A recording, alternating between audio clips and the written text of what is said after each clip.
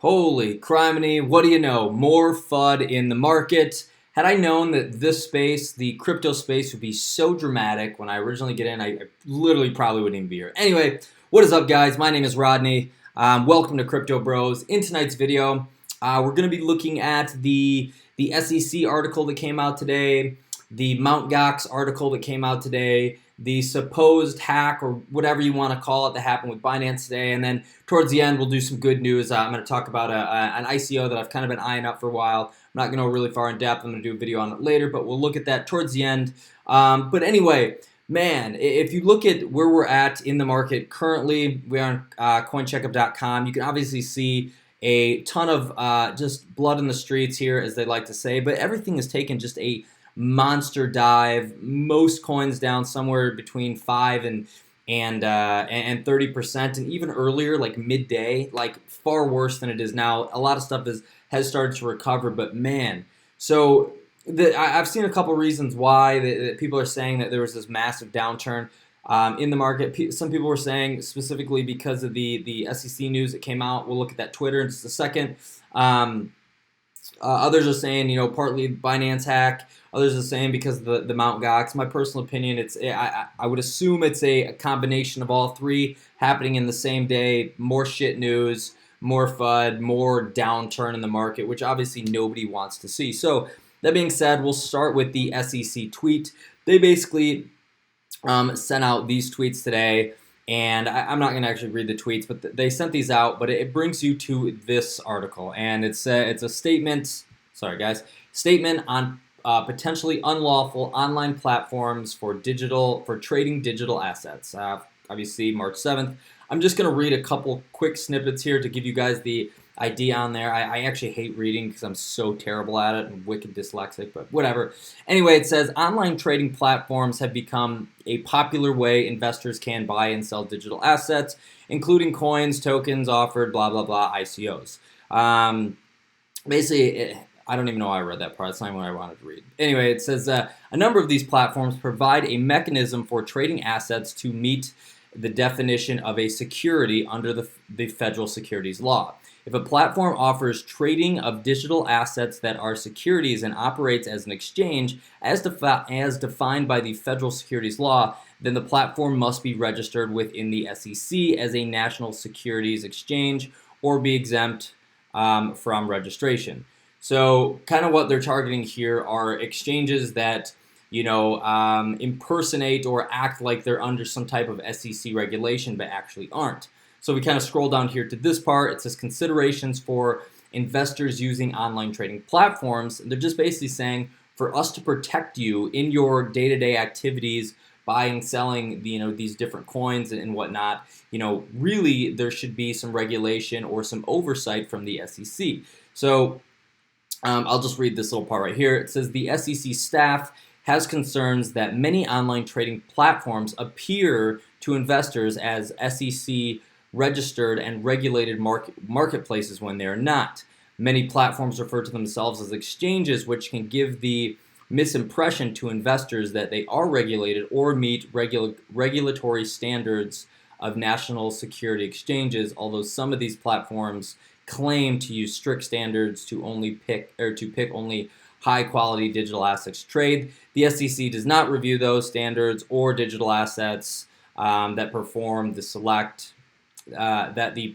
platform select. Sorry, butchering that. And the so-called, man, this is the longest run-on sentence of all time. And the so-called standards should not be equated to the listing standards of national security exchanges. And they go on to kind of talk about those and the protocols and the things that are in place and how you should act if you are an active investor. And really, there's so much uncertainty that out there when it comes to this type of regulation. No one really knows much. Like, we don't know much about taxes. We don't know if this is legal, illegal, how it's pictured in their eyes. We just kind of get these articles that come out, and it seems like every time something is posted from the SEC, we see a little more, the market gets shaken a little bit. So if we think about the exchanges that are actually here based in the U.S., Poloniex, recently bought, and I think that's actually going to probably be fairly reputable in the future, only for the fact that when Circle bought them, they're like flipping over a bunch of information to the SEC, or starting to do that just so there can be some alignment there, and we may see that kind of emerge in terms of U.S. exchanges. Bittrex, on the other hand, has its own sort of issues, but what they're saying is any of these platforms, even Binance included, are looking like they're regulated, when in fact, I don't want to say looking like they're regulated, but they're making the point where you're not protected, and these things should be registered with the SEC. I don't know how you do that on a global scale, but this was one of the issues that came out today. Moving on, we'll touch on the Binance issue. So I don't know if you can see this little screen in the middle, but this is VIA. And you'll see here in just about 1 second, this green line just randomly appears right in the middle of the screen. Now this is like some 10,000 or something percent zing, like buy order that went in. So what originally came out is that Binance was hacked, and people's coins and whatnot were taken from their wallet. So of course, mass freak out. If you hold any amount in there, you're probably going to panic. That wasn't quite the case. If we flip back and what we found out a little bit later, you can actually see this dude's tweet right here. It says, Binance was not hacked. Stop spreading FUD. A popular trading bot that some people use were hacked, and it was instructed to sell altcoins to buy Bitcoins and then use those Bitcoins to buy VIA. If you don't use bots to gain unfair advantage, then you should be fine. So anyway, anytime that people allowed some type of, whether it was a bot or even like an exchange, right? If you have like your Binance hooked up to like Coinigy with those type of interactions, like those things can be hacked, and that's how these people got in there. Then everyone who was using this specific bot was instructed to sell all their alts. That's what they set it up for. Buy a bunch of BTC. Then they use that to price spike VIA, and then on the way out, I believe they put it. To get it out, something happened with Monero too. I think they used Monero to like get it out and send it somewhere else. So crazy. So anyway, if we go down here, oh man, I had this keyed up here. Well, I was gonna to flip over to the guy from Binance. There we go. So then he basically breaks everything down. My neighbor's home, of course. He likes to ruin my videos, but he breaks everything down. He came out with a tweet later saying that things would be justified, but basically he is kind of dissecting the issue right here and showing that Binance wasn't in fact hacked, or Binance itself wasn't hacked. People got in a different way. They're going to justify the situation, yada yada yada. So again, when we initially saw that happen, this is right at the same time that the market tanked. But we saw. Right as this initially came out, we saw all these different coins, especially on Binance, just get hammered, like literally hammered. If you were around and awake and you bought the dip, like cool, like you literally saved yourself some cash if you're looking to get in on any positions. But so that was number 2 of the day. And then number 3, I'm not sure if you guys saw this article now, but it says, or this article or not, it says Mt.Gox trustee sells $400 million in Bitcoin and Bitcoin Cash. If you don't know the history about Mt.Gox, it was like from 2014. It was an exchange. It collapsed. Everybody lost all their Bitcoin. People were sad about it, and they never got it back. While on the other hand, these dudes are sitting on a boatload of it. And then right in this article, I'll keep this super brief, but it says as much as $400 million in cryptocurrency was sold in the last few months by bankruptcy trustee and now defunct Japanese Bitcoin exchange Mt.Gox. And then it says this article was published, obviously today, came out right in the midst of everything else. But according to the credit report, the trustee liquidated 35,000 Bitcoin and 34,000 Bitcoin Cash. And they just basically dropped it out. They're still sitting on literally 166,000 Bitcoin, which at the current day value amount was 1.7 billion. If we kind of look at where the market, and they actually kind of, this isn't necessarily me, but if you just kind of take a step back, look at this much money being dumped back out or taken out, right, sold back away, everybody's selling, and we kind of look at where the market has went over the last 30 days, like you can kind of tie this together. That is a very, very, very large amount of Bitcoin that's being dumped back into the market. So right here, I just actually want to point that out because I want to see what it says.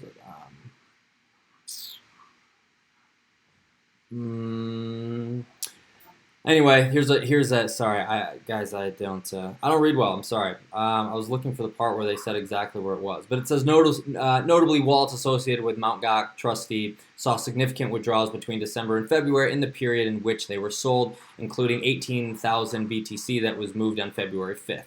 As CoinDesk previously reported, that day saw deep inclines across cryptocurrency markets, pushing prices down roughly 50% from their 2018 highs. So all that SEC, Binance, Mt.Gox BS coming in same day, shitstorm of FUD per usual, and again, so dramatic and how responsive this is. But anyway, the best part of my day was this. Zilliqa gets listed on KuCoin. Again, I'm not like a big bag holder or anything, but hey, I think this is good for the coin in general. Finally getting some exposure. As you guys know, if you watch this channel, I did my breakdown on this coin. At that time, when I shot the video, I was like, oh yeah, we were down like 60% from like post ICO debut on the exchanges, like great buys, whatever. Today it got even smashed harder with like everything that went in everything that went down in the market today. But overall, good. I love seeing it get more exposure on some of these other exchanges, just for the pure fact that you get exposure and get some buy volume in there. And then the very last thing I'm going to talk about, and I'm not going to go super far into this, is this is one that I've been checking. This is an ICO that I've been checking out. It is called DAV. The white paper is fairly hearty, and if you guys want to check that out, you can flip back to that website. But this just basically is called Decentralized Autonomous Vehicles, or DAV. They're doing some very crazy cool things. They have some crazy cool partners. They have some, I don't like to be that guy that's like, they have a really good team. There's guys from NASA and this and that. But there really are some top-notch, smart, well-endowed people in the industry that are backing this. And again, decentralized autonomous vehicles is what it is. This little video just kind of talks about it. You can watch that on your own. The website is dav.network. But basically what they're doing is a couple of things. They're doing some stuff with some drones where you can literally use your smartphone. You can, order a meal and have it delivered via drone. You can send stuff, a package. You can do all these different things with the drone platform on your phone. They're also talking about self-driving cars. If you own a self-driving car, let's say you drive to work and you park it in the parking lot, and you want someone else, you can like let your car go drive other people around throughout the day and earn DAV tokens or some type of currency in exchange for your car doing that work. They've got all types of cool things going on. These decentralized vehicles are able to all communicate with each other. It honestly sounds like a really crazy thing. Here's the roadmap at this point. It's not like they just came out. They've been doing stuff for about a year, and if we just kind of look, and again, I don't want to dive super deep in this. I'm gonna try to do a full breakdown. I always hate those videos where there's one guy behind the screen scrolling through the website, just pointing out like, oh, here's this guy, former CTO of General Motors. Oh, this guy's from NASA. This guy's from Equinox. This guy alone, Dr. Greg Colvin, with a sweet beard like that, like you are super legit. But anyway, back to my point. I don't necessarily like those videos because all these people do is they scroll through these websites and they, what up, Crypto J?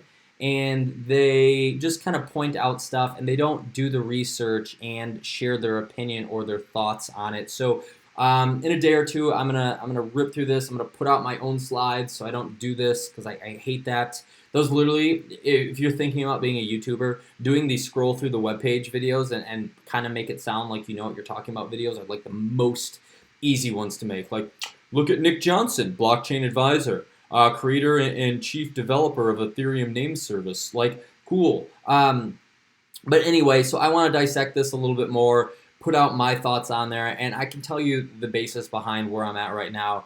You know, as I kind of dive into a bunch of these different cryptocurrencies and projects and things that I just like, I look at where things could be going, and these are completely speculative guesses on my part. But this is something that isn't necessarily in today. Like, we have some of this in today, but it's still like an emerging, you know, technology. Things are coming out. Like, this is fairly, do I dare say, futuristic. We just don't have it yet, and this shit sounds weird. And getting into a car with no driver and let it tootle you around is an odd concept. And the example that they actually use in this video right here is an elevator operator. And like back in the day, it was weird for you to get into an elevator without a guy operating this elevator, and they're using that same concept here. So this is why I'm interested in this. It's just a new concept. It isn't, I don't want to say new concept, but it's new technology that we're not familiar with, but we're kind of headed in that direction. You back it up with some big names like my boy, Dr. Greg Colvin, lead Ethereum virtual machine developer. You might have yourself a really cutting edge or front end product here. So I'm not saying any, like, this is not financial advice. You guys know all that shit. These are just my opinions. Something that I've been looking at, something that I've been doing some research on, and just kind of, you know, doing the damn thing. So anyway, that is all I have for you guys today. Another FUD-filled day in the cryptocurrency world. Again, thank you guys all for tuning in. My name is Rodney. This is Crypto Bros. If you are finding any value, even the tiniest bits, in these videos, by all means, hit the subscribe button, toss your boy a like, throw a comment down below. I take time and answer all of them. I will say it's been really difficult lately to get through all of them, but I'm doing my goddamn best. So anyway, guys, thank you all so much for being here, and I will catch you either tomorrow or Friday night. I'll be back with this decentralized autonomous vehicle video breakdown. So anyway, yeah, that's it, guys. Have a good night. See ya.